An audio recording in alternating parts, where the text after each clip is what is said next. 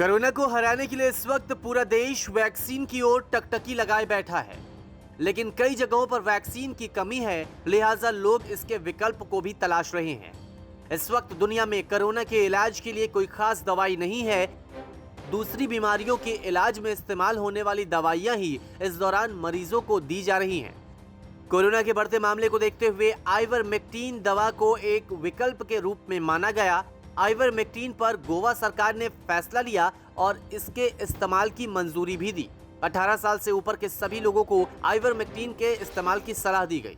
लेकिन अब विश्व स्वास्थ्य संगठन यानी WHO की chief scientist doctor Soumya Swaminathan ने इस दवा के इस्तेमाल को लेकर चेतावनी दी है।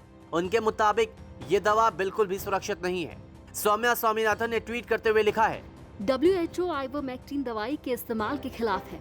किसी भी दवा की सुरक्षा और साथ ही वो कितनी प्रभावी है, इसका ध्यान भी रखा जाना चाहिए।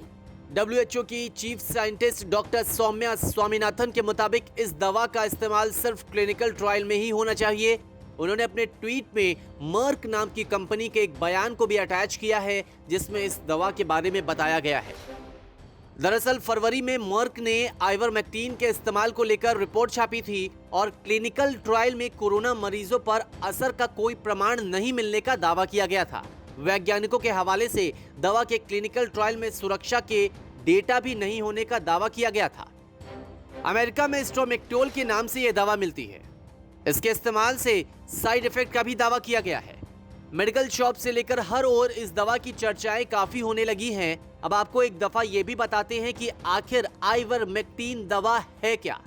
दरअसल आइवरमेक्टिन एक पैरासिटिक दवा है।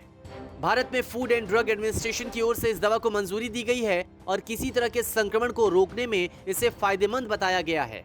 साथ ही साथ ये भी कहा गया है कि डॉक्टर की सलाह पर ही इसका इस्तेमाल किया जाए।